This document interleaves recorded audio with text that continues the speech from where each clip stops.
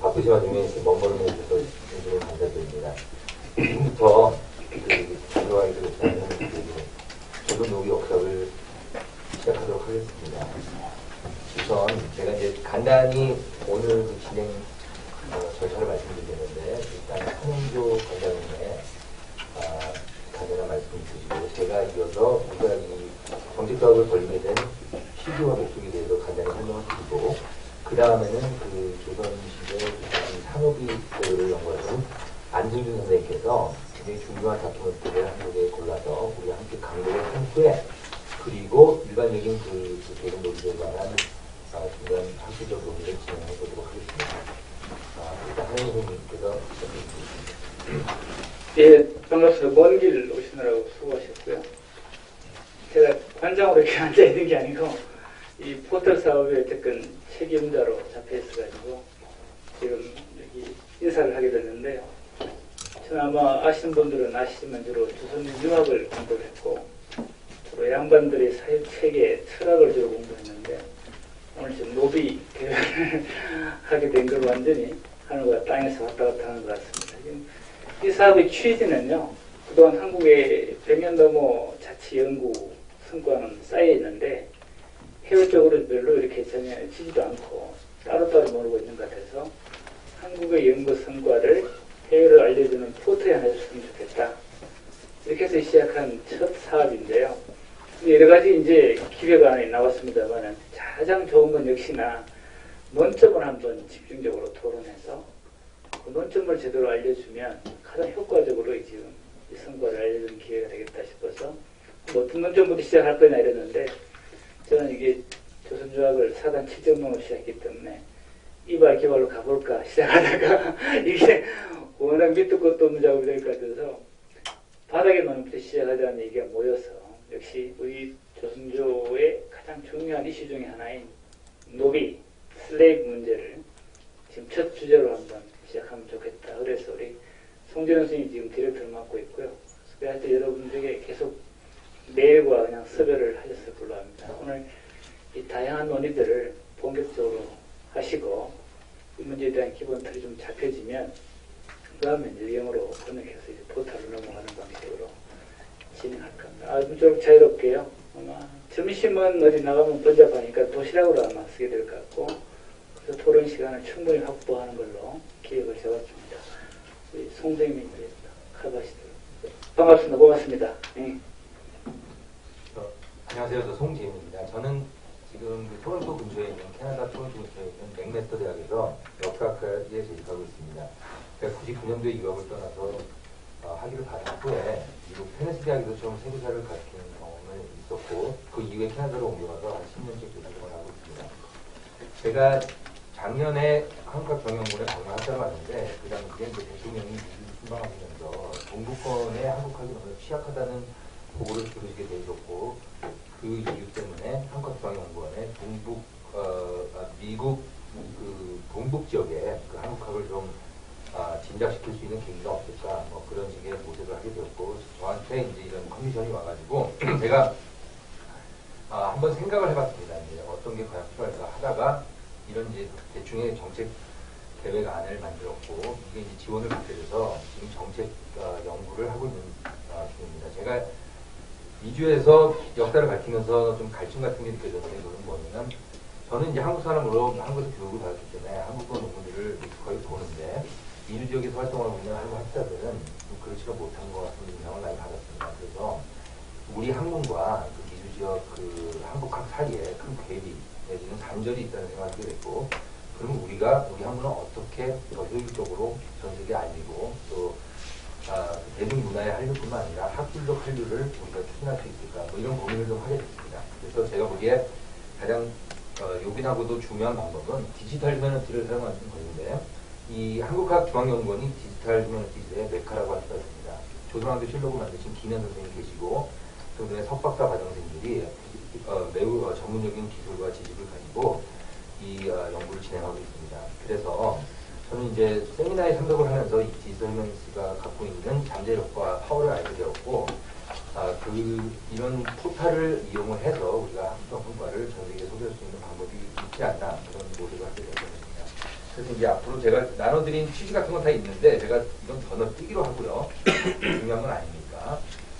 제가 이제 가지고 있는 생각이 이런 건데 국내에 축적된 연구 성과를 그냥 내버려두면 안 되고 어떤 식으로든지 가공을 해서 점검되고 공인된 세계 시민의 보편 지식, 일반 교양 및 기초 상식으로 만드는 게 또 학자들의 소임이 아닐까 저는 그렇게 생각하고 있습니다. 우리는 연구자이면서 동시에 교육자이고 또 교육을 통해서 연구가 심화되고 연구를 통해서 교육이 발전된다고 저는 생각을 합니다. 그래서 이제 대부분 구미에서 대가가 되면 교과서를 써서 그 지식을 보편화, 상식화하죠. 우리가 그런 작업을 좀 게을리하지 않나. 우리의 국내 연구 성과가 축적되어 있는데도 불구하고 해외에서 교과서에 실리는 내용들을 보면 좀 무성의하고 단조롭다는 생각까지도 들게 만듭니다. 그래서 우리가 이 디지털 인문학이라는 매체를 통해서 뭔가 방법을 보여주고 싶다는 생각이 들었습니다. 이것은 굉장히 빅 트렌드로 미국에서 보면 저게 이제 애니메이션이라는 건데 거기서 이 디지털 인문학단에 지원되는 굉장히 많은 그랜트가 있습니다. 그리고 이제 실제로 제가 참여해서 만든 웹사이트도 있는데요.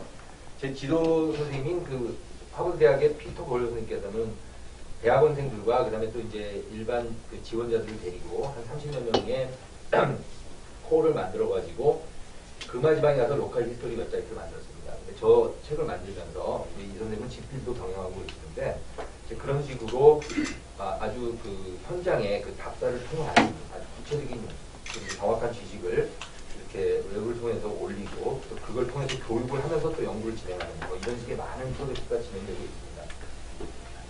그래서 이제 제가 이 한국학의 단절이라고 얘기하는 건데 이게 국내 성과의 국제적 초기가 확산이 실패했다는 생각을 하게 되고 또 거기에는 여러 가지 다른 이유가 있다는 생각도 듭니다. 구체적으로는 우리 학문이 가지고 있는 어떤 이념적 한계도 있다는 생각이 들고 또 그다음에 전 세계 시민들이 공감할 수 있는 보편 지식을 만드는데 우리가 좀 게을리하지 않았나 그런 생각도 듭니다. 그래서 이런 식의 방법으로 세계 각국의 대학 및 중고등학교 현장과 우리 학문 성과를 연결할 수 있는 방법이 뭘까? 아직 갈 길은 굉장히 멀지만 대충 이런 식의 구도를 가지고 시작하는 것이 좋지 않나 저는 그런 생각을 해봅니다. 그래서 이제 방법과 전략에 대해 생각하게 되었는데 뭐 이런 식의 방법이 있겠죠. 학문의 1차 대통령감도 있고 2차 대통령감도 있는데 이걸 통해서 이제 만들어 가는 건데 제가 생각하기에 가장 재밌고도 효과적인 방법은 바로 이 책이라고 생각합니다. 저는 이제 대학에서 역사를 가르치면서 이 책이 34권의 시리즈 나와 있는데 이 책이 모조리 제 책상에 놓여 있었습니다. 이게 보면은 가까이는 2차 세계대전 부터 좀 멀게는 이제 십자군 전쟁까지 다양한 역사의 주제들을 이렇게 논쟁 중심으로 접근하는 방법인데요. 이 책이 가지고 있는 파워는 제가 보기에 아주 전문적이고 중요한 질문을 던지고 가장 권위 있는 전문가들로부터 단문의 아규먼트를 받아서 그것을 읽기 쉽게 편집한 거라고 저는 생각합니다. 예를 들면 이런 겁니다. 그러니까 현대 서구와 이슬람 중동 사이의 갈등은 십자군 전쟁에서 기원했는가? 이것은 십자군 전쟁을 연구하는 사람들이 당연히 머릿속에 가지고 있는 소위 so what이라는 질문인데 이 질문을 놓고 크게 나누면 이제 두 개의 논점이 있다는 것입니다. 하나는 십자군 전쟁은 서구와 중동의 갈등 형성에 지속적 영향을 미쳤다. 또 하나는 서구와 중동의 갈등은 19세기 내지 20세기 제국주의와 민족주의의 결과물이므로 십자군 전쟁까지 호흡하는 것은 좀 무리다. 뭐 이런 식의 주장이 있고 거기에 다양한 의견이 있다는 것이죠. 또 하나는 이제 좀 더 구체적으로 들어가면 이런 건데요. 알라마스라는 기독교 차의 무슬림 공동체가 있습니다. 이 사람들이 이제 그 스페인에서 그 이슬람 세력으로 존재했는데 이 사람들이 이슬람 세력으로서 그 문화적 적응에 미친 영향이 무엇인가?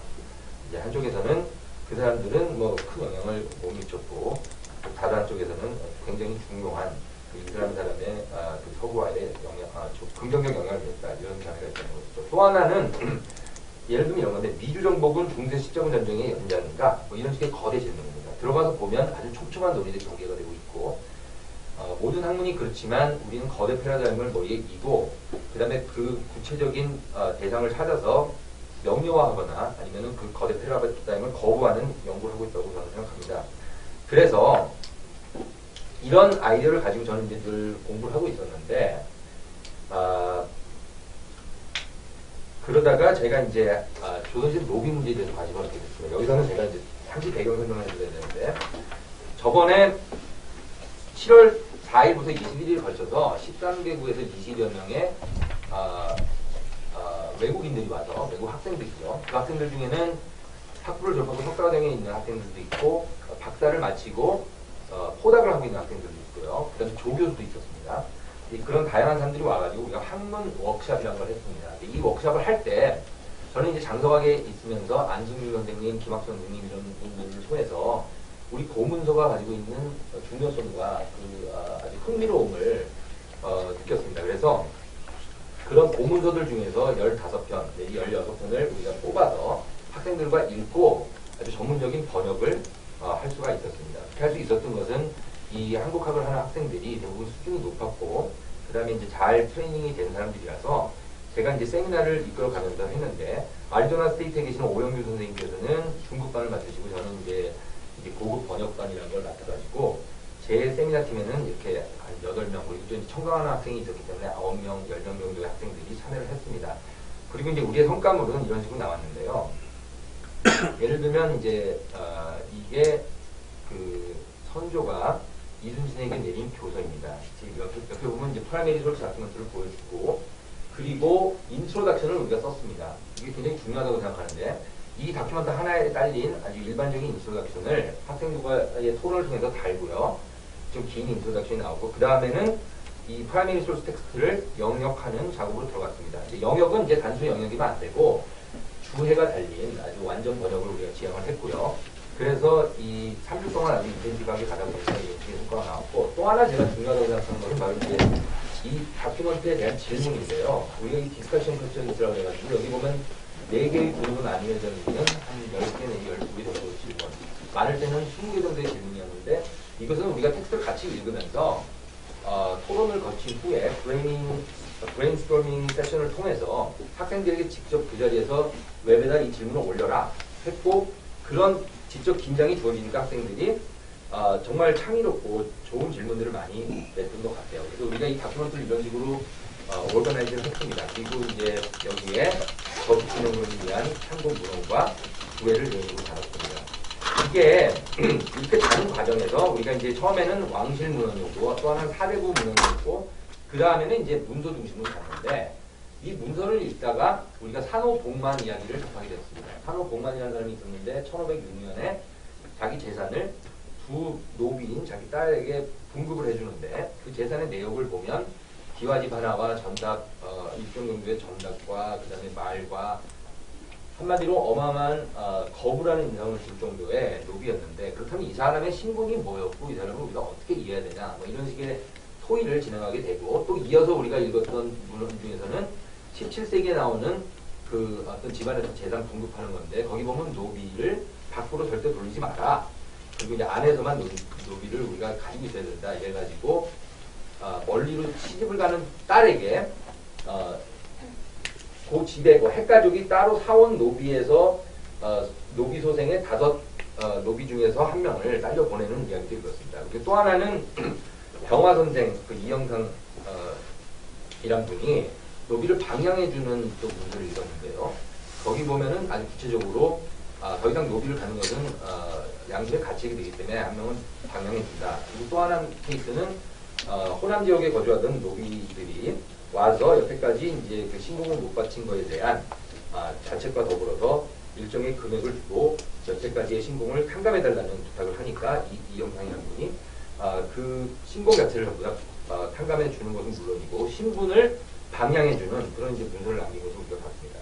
그리고 또 하나는 청구 영원에서 있는 그 민담인데, 이것은 이제 몰락한 양반집에 있던 후손이 그 자기 할아버지 때에 그 도망간 이 할아버지 때에 어떤 그 노비를 만나서 그 집안으로 장가를 가게 되는 뭐 그런 식의 재미난 얘기였습니다. 뭐 이런 식의 그 조선 노비에 대한 연구들이 학생들의 관심을 끌었고, 실제로 그 학생들 중에서 보면 앞으로 한국학을 해외에서 해갈 학생들이 있었기 때문에 저희가 이 노비제는 한번 심각하게 다뤄봐야 된다 이런 생각을 하게 되었습니다.